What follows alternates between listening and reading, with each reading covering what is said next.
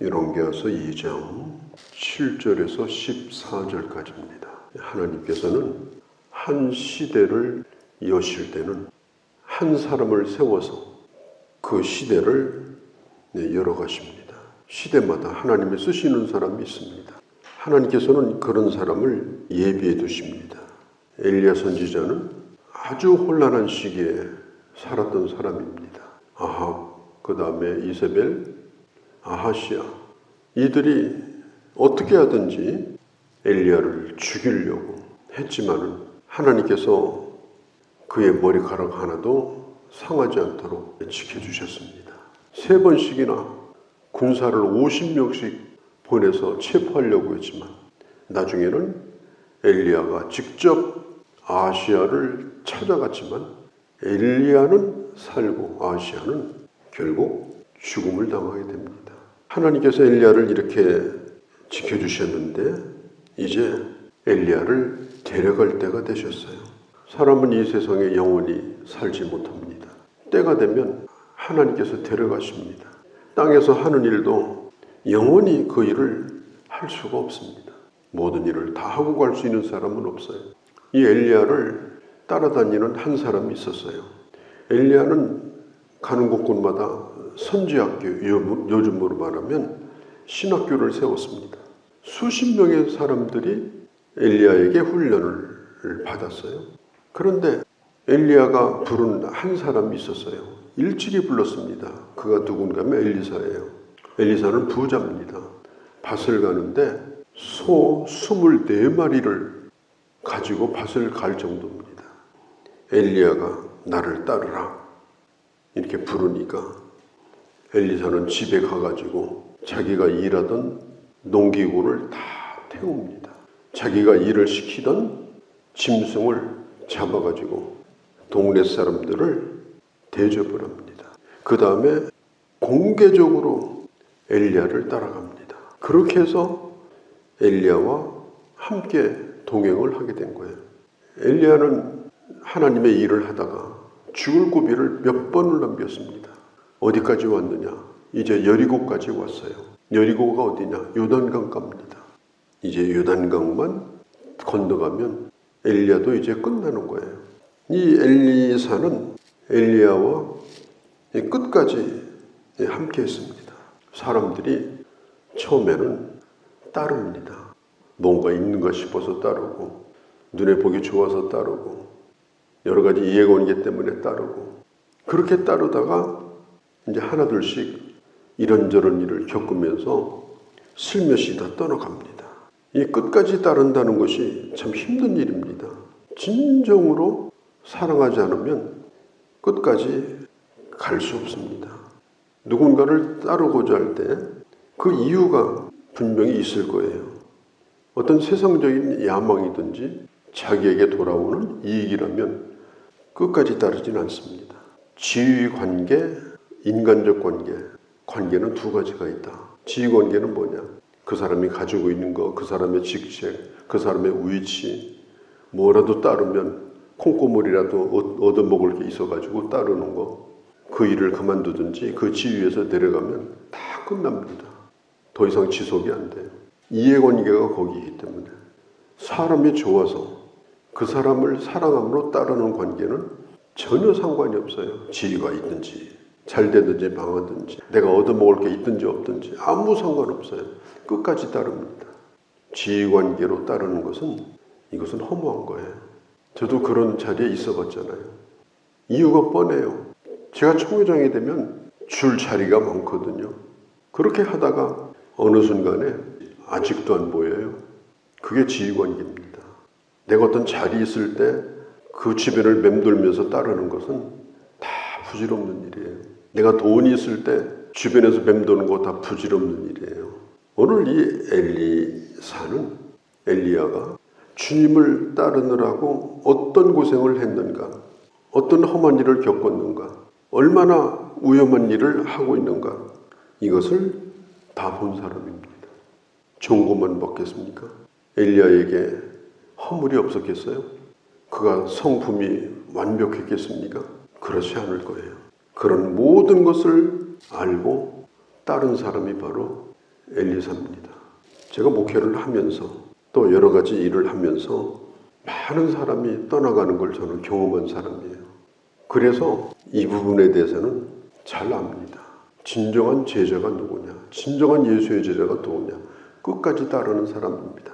잘났고 못났고는 둘째입니다. 얼마나 많은 일을 하고 말고는 둘째입니다. 끝까지 따르겠는가, 그게 중요한 거예요. 제자와 선생 관계도 마찬가지입니다. 나오미는 모압에서 남편을 잃어버리고 아들 둘을 잃어버리고 고향으로 돌아와요. 그 고향이 베들레헴인데 그때의 모압 여자 며느리예요. 아들은 이미 죽었어요. 룻이 시어머니를 따라와요. 따라오지 말라고 계속해서 떼어놓는데도 따라와요. 왜 그런가 그랬더니 시어머니가 믿는 하나님을 같이 믿고 싶어서, 시어머니가 예배하는 그 하나님을 같이 예배하고 싶어서, 하나님 때문에 따르는 관계, 그 관계가 진정한 관계입니다. 주님 사랑 때문에 따르는 관계, 내 이해관계를 떠나서 하나님 안에서 동역하는 그 관계가 끝까지 동역자로 가는 관계인 것입니다. 그래서 하나님께서 이 룻을 축복하지 않았습니까? 다윗의 할머니가 되고 결국은 그 뿌리에서 예수님을 보내는 그 일에 하나님이 룻이라고 하는 여자를 쓰신 거예요. 엘리야가 엘리사를 떼어놓으려고 계속해서 뿌리십니다. 뿌리시면 또 잡고 뿌리시면 또 잡고. 왜 엘리야가 그렇게 엘리사를 뿌리치려고 했을까? 시험을 해본 거예요. 끝까지 따를 자인지 아닌지, 도대체 뭐 때문에 따르려고 하는 건지 그걸 알아보고 싶은 겁니다.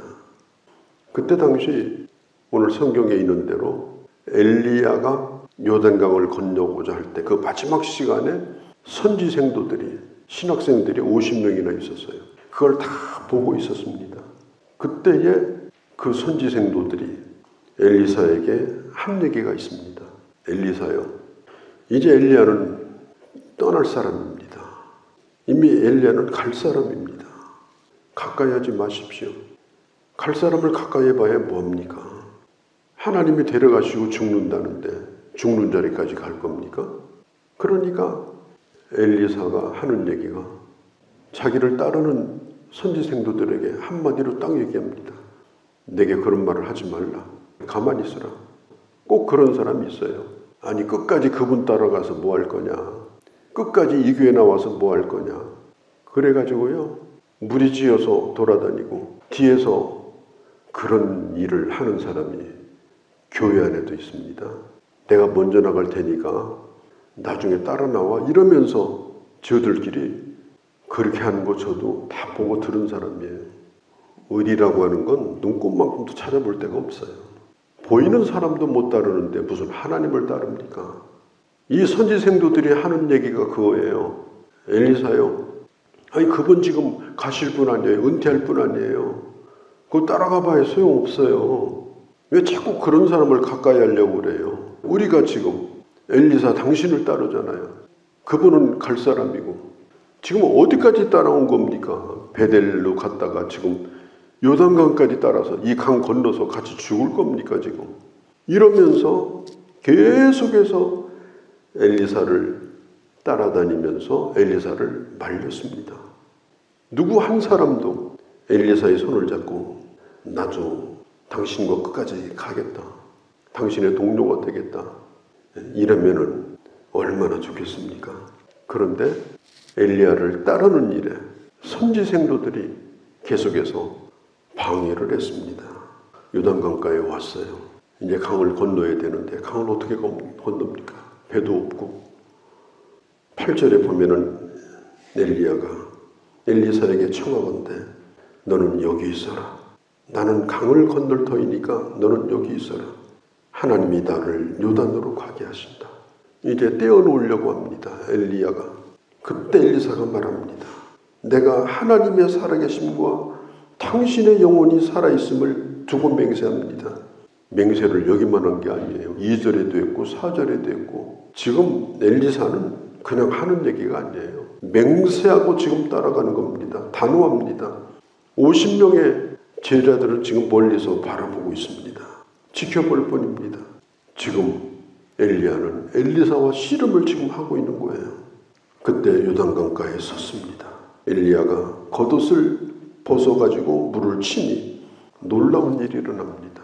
물이 거기에서 갈라집니다.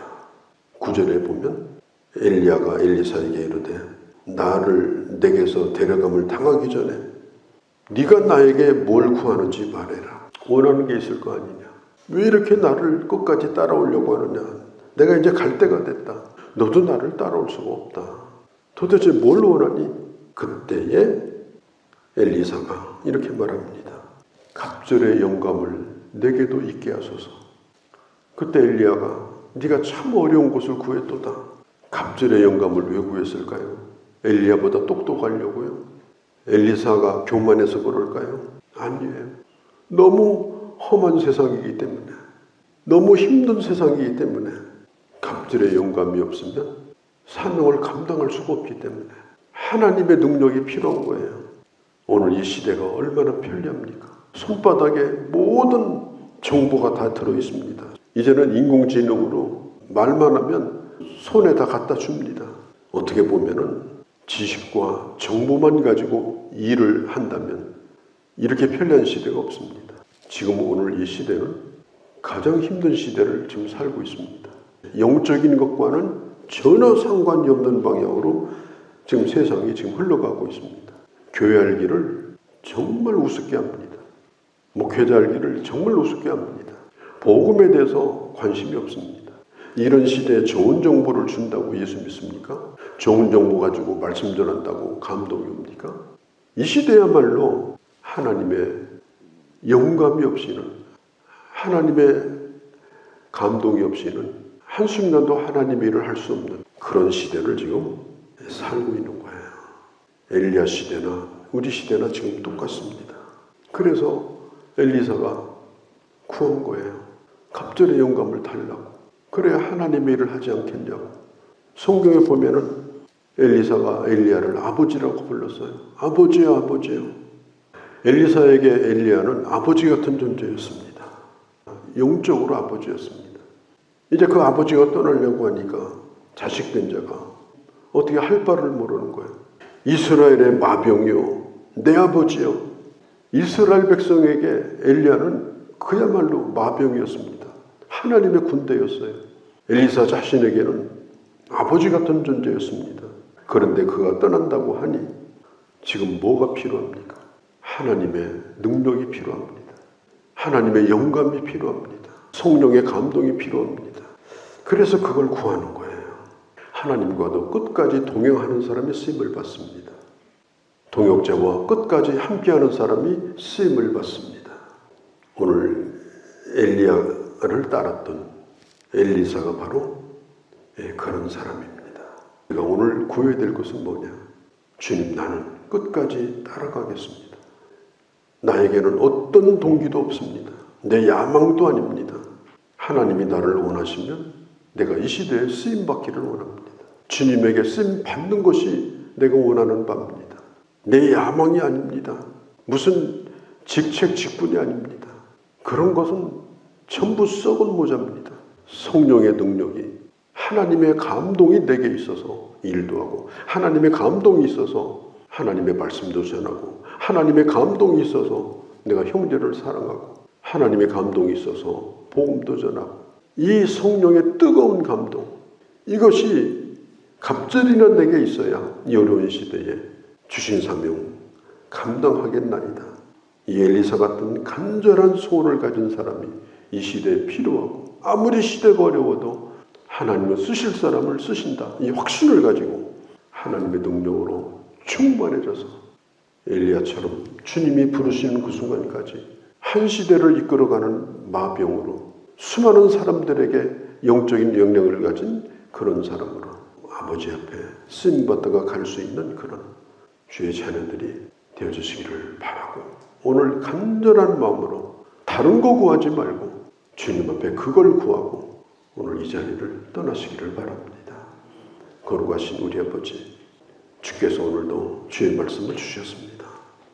하나님, 내가 주를 따르는 것이 인간의 야망이나 이 세상에 잘 먹고 잘 사는 것이 아니라 이 시대에, 이 어려운 때에 하나님이 나를 부르셨으니 하나님이 나를 쓰시기를 간절히 바라고 또 바라고 그 능력과 그 감동을 내게 주셔서 내 생에 하나님이 주신 사명을 끝까지 감당하고 사명의 자리를 떠나지 않는 그런 주의 사람으로 사는 저희가 되게 하여 주옵소서. 이 시간이 구하오니 주께서 저희들에게 그런 은혜를 베풀어 주시옵소서. 우리 주 예수님의 이름으로 기도하옵나이다. 아멘.